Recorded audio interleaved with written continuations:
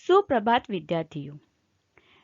NG Vartak English medium high school and junior college standard 9th subject Hindi entire. आज के online अध्ययन अध्यापन में आप सभी का स्वागत है।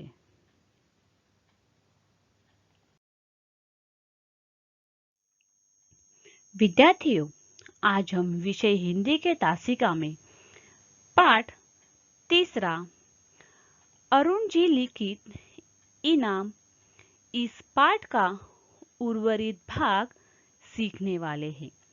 विद्यार्थियों, हमने 2 वीडियो में इसका आगे वाला पाठ हमने सीखा है।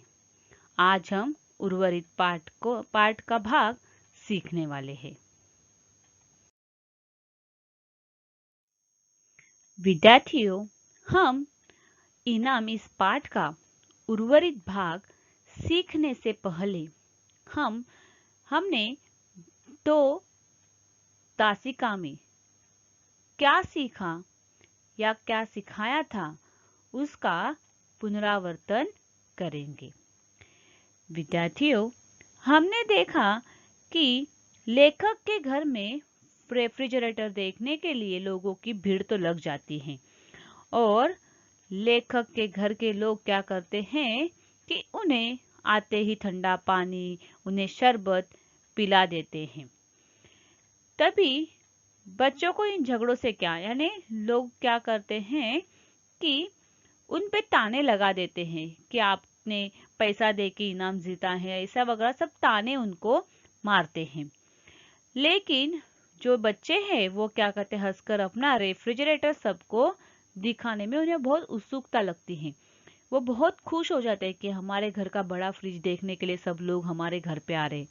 और हेमंत क्या करता है, सभी को अब बोतलों से ठंडा पानी पिला रहता है और अमिता जो रहती है वो क्या करती है, बोतलें भरकर फ्रिज में रख देती है। तो यहाँ पे राम राम करके उस दिन के टंटे तो पीछा छूट गया।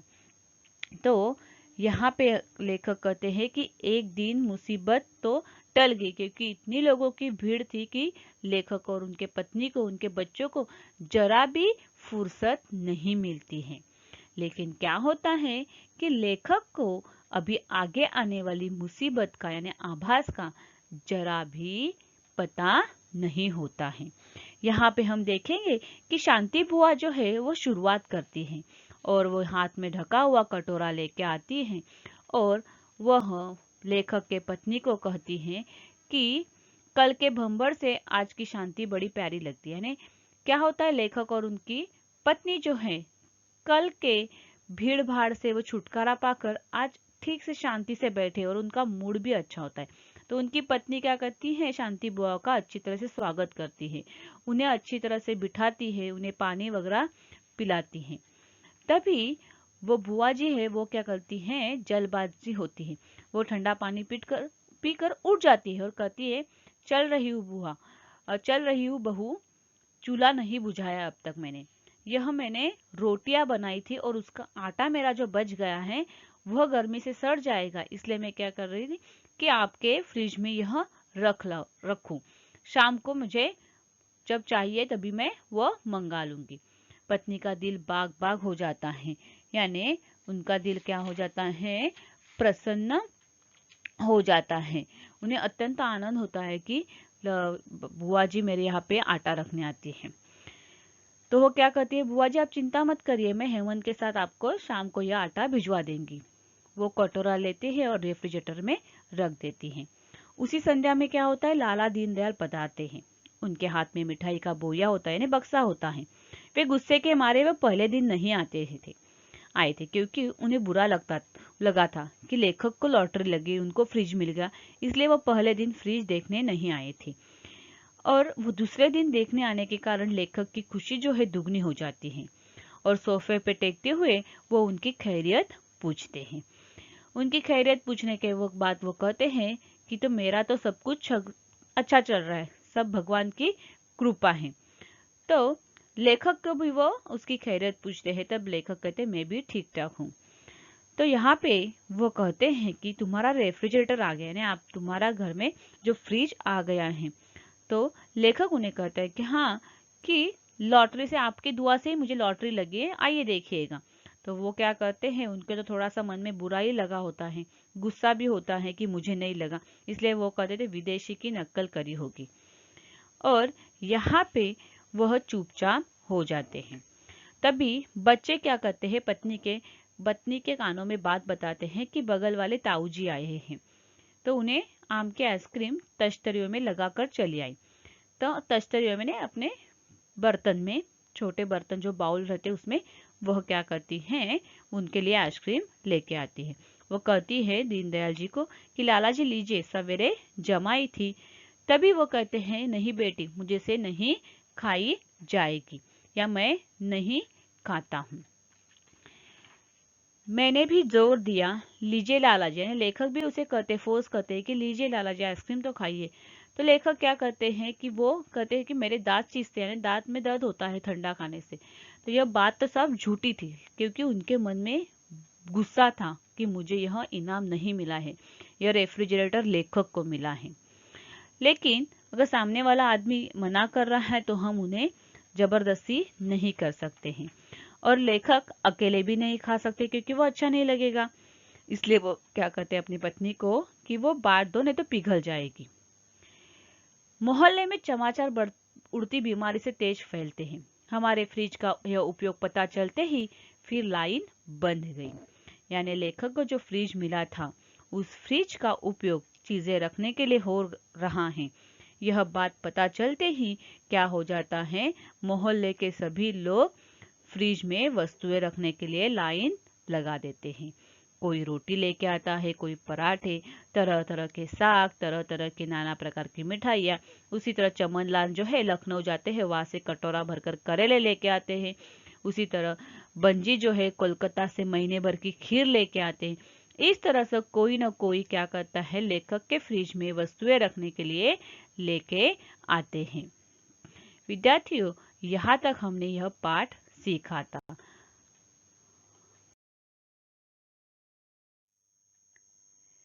रेफ्रिजरेटर में हमें अपनी चीजों के लिए जगह न के बराबर मिलती थी, इसकी कोई चिंता नहीं। दुख तो इस बात का था कि हमारे घर की प्राइवेसी छीन गई थी। नहाना खाना भी हराम हो गया था। बड़े परेशान, करे तो क्या करे, समझ में नहीं आता था।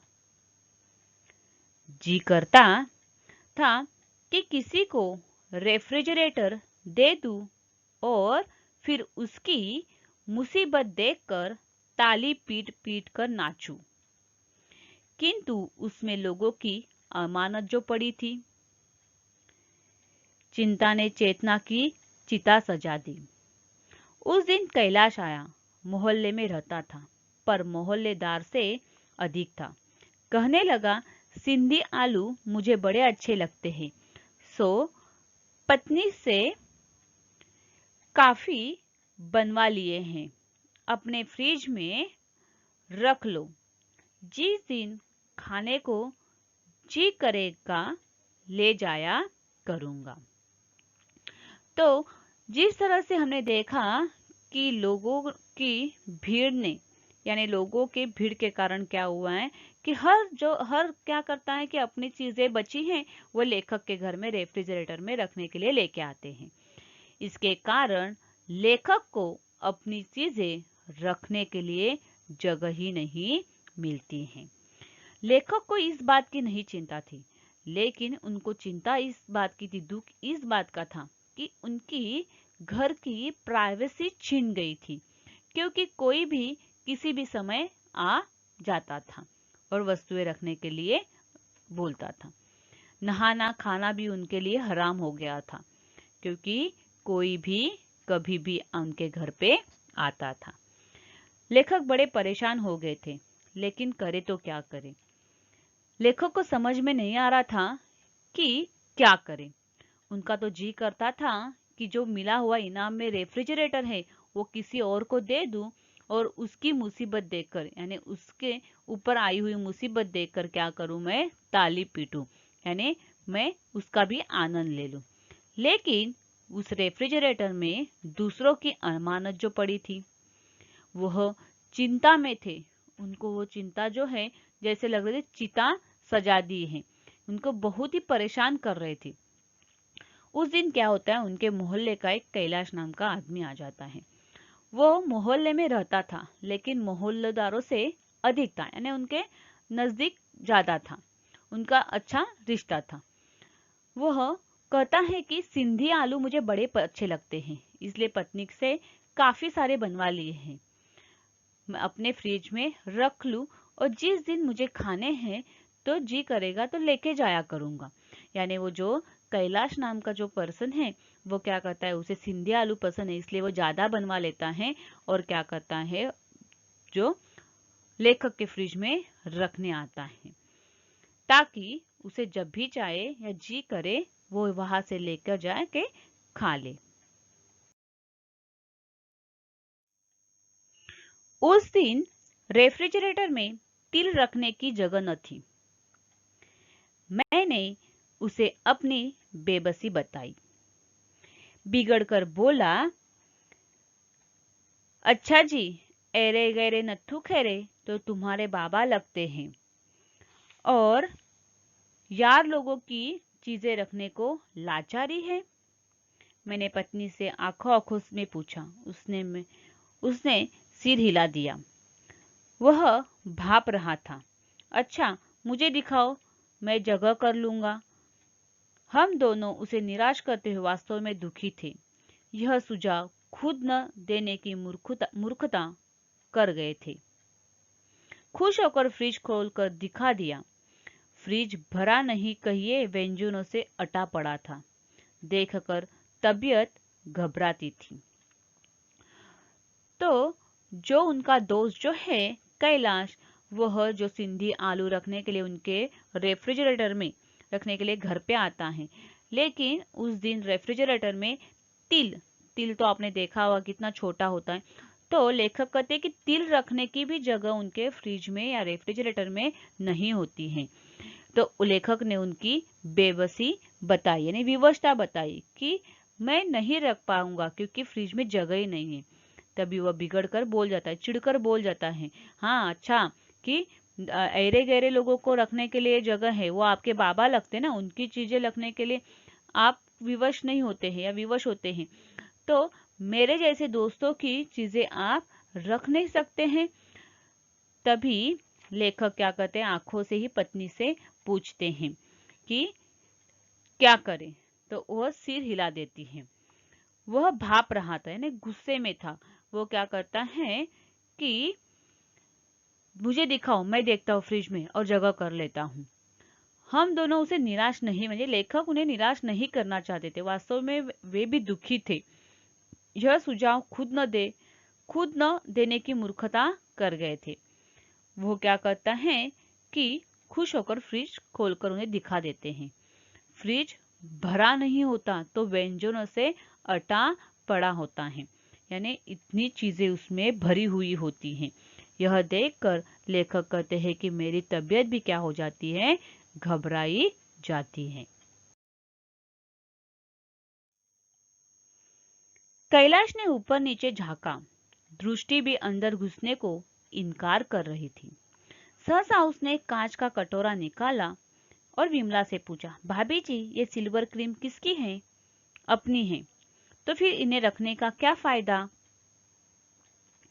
ऐसी चीज तो पेट में पहुंचनी चाहिए। कहकर उसने दो मुंह में रख ली। बाकी दो बची थी। हेमंत अमिता स्कूल गए थे और उसे जगह करनी थी, इसलिए हमने उधरस्त किया। 2-3 दिन में फ्रिज खाली हो गया। उसमें केवल हमारी चीजें थी। तो क्या हो जाता है, कैलाश क्या करता है, उनका रेफ्रिजरेटर खोलता है और देखता है तो उसकी नजर भी घुसने से अंदर घुसने के लिए इनकार कर रही थी। इतना फ्रिज जो है, रेफ्रिजरेटर है, वो चीजों से भरा हुआ होता है। वो क्या करता है, उसमें रखा हुआ कांच का कटोरा जो रहता है वो निकालता है और लेखक के पत्नी को पूछता है कि भाभी जी, ये सिल्वर क्रीम किसकी है? तो लेखक की पत्नी कहती है कि अपनी है। तो वो क्या करता है लेखक के पत्नी को, तो इसे रखने से क्या फायदा है, ऐसी चीजें तो पेट में पहुंचनी चाहिए। ऐसा कहकर वो क्या करता है, दो मुंह में डाल देता है। और बाकी दो बची थी, वो हेमंत और अमिता स्कूल गए थे, उसे जगह करनी थी, इसलिए उन्हें हमने उद्ध्वस्त किया। क्योंकि बच्चे तो स्कूल गए थे, तो अभी वो खाली करना है, तो लेखक और लेखक की पत्नी क्या करते हैं, उसे खा जाते हैं। लेकिन 2-3 दिन में लेखक का फ्रिज जो है वो खाली हो जाता है और केवल उसमें लेखक की ही चीजें दिखाई देती हैं।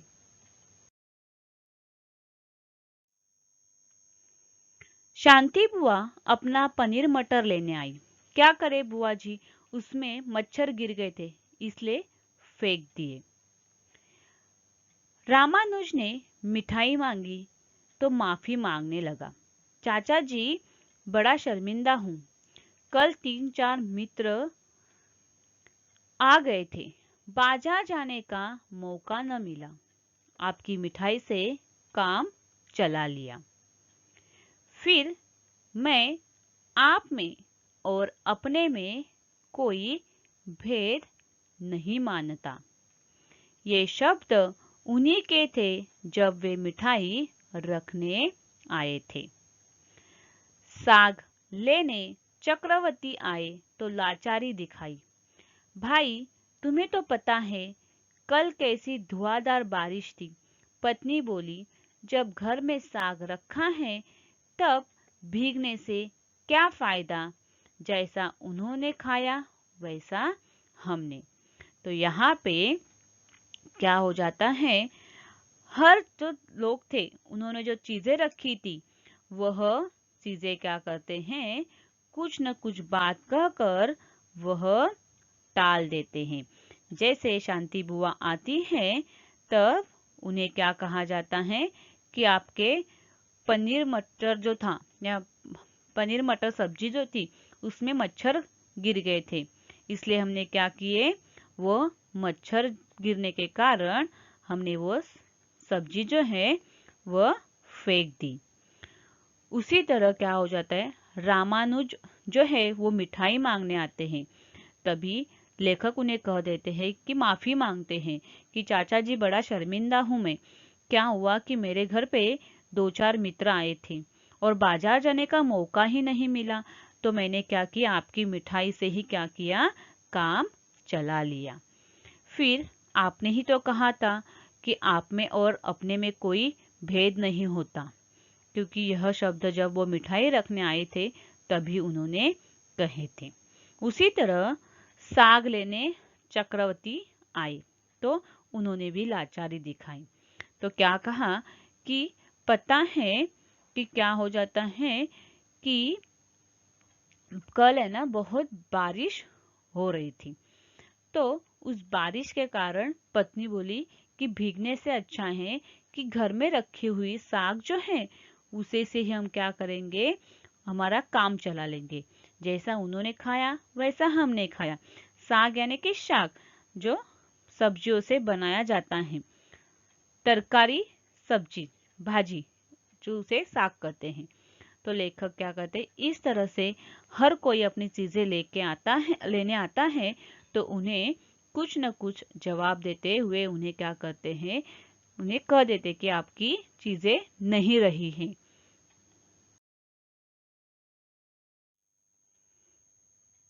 रमा पराठे को पूछ रही थी, यानी रमा जो है वह पराठे मांगने के लिए आ जाती है। तभी लेखक की पत्नी जो है विमला, वो उत्तर देती है कि सवेरे ही सवेरे एक साधु आए थे और बहुत ही पहुंचे हुए साधु थे, इसलिए उन्हें खाली हाथ कैसे जाने देती, घर में कुछ तैयार नहीं था, तुम्हारे पराठे दे दिए। रमा ने शंका उपस्थित की, किंतु तुम तो साधु संतों में विश्वास नहीं करती।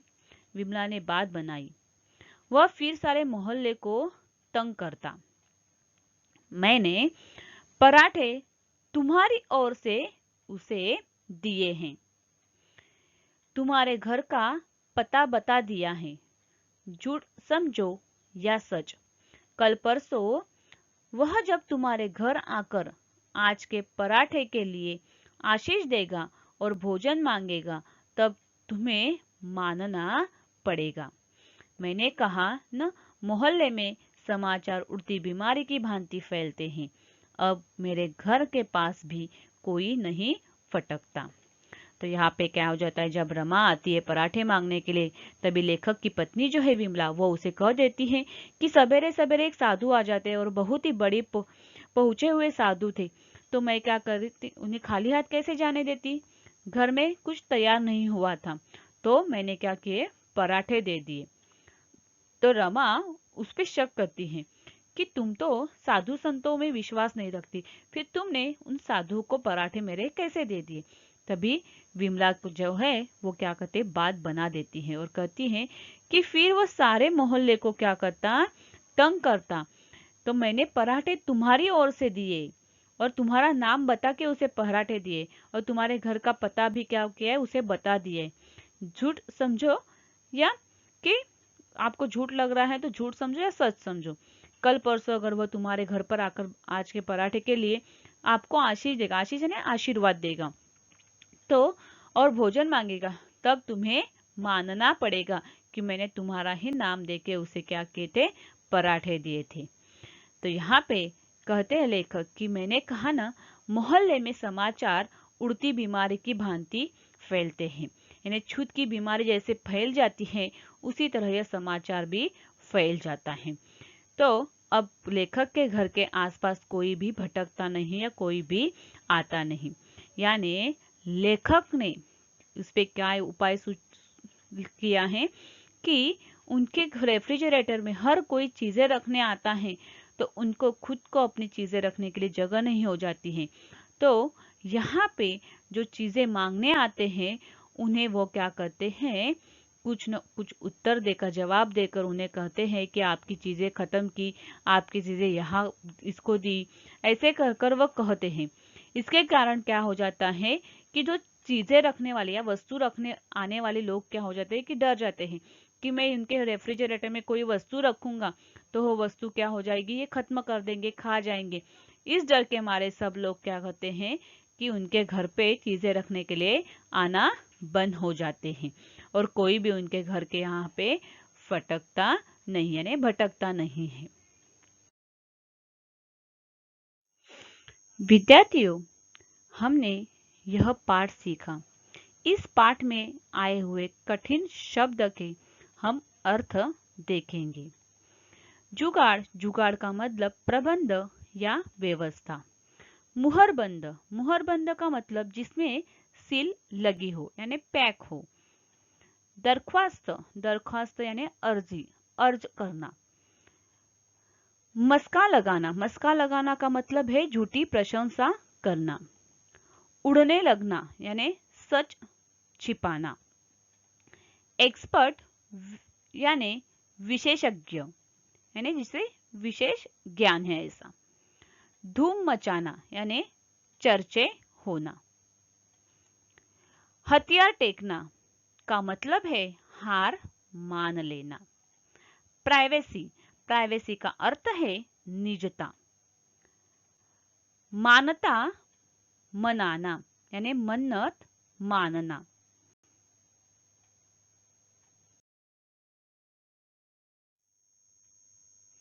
अमानत का अर्थ है धरोहर।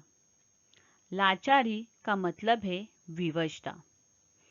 धुआंधार, धुआंधार का अर्थ है धुएं के समान।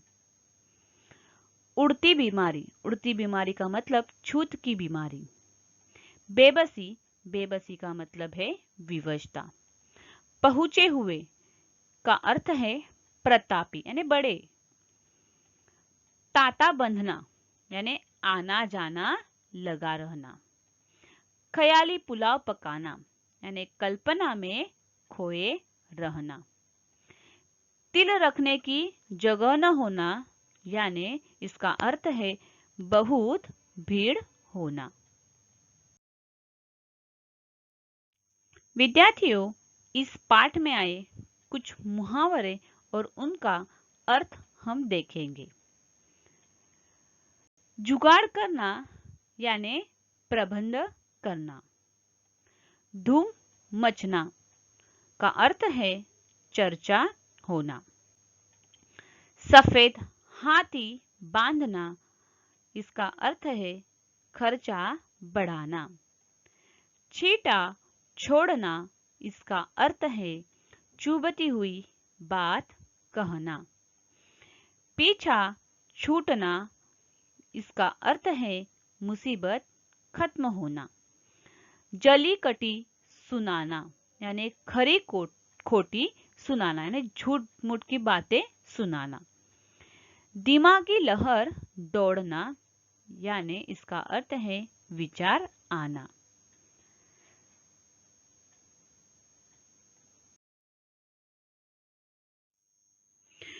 ख्याली पुलाव पकाना, कल्पना में खोए रहना। लकीर का फकीर का अर्थ है पुरानी बातों पर चलना। दिल बाग बाग होना का अर्थ है अत्यंत प्रसन्न होना। मिश्री घोलकर बोलना का अर्थ है मीठी मीठी बातें करना। ऐरे गैरे नत्थु खैरे का अर्थ है महत्वहीन। यह एक कहावत भी है।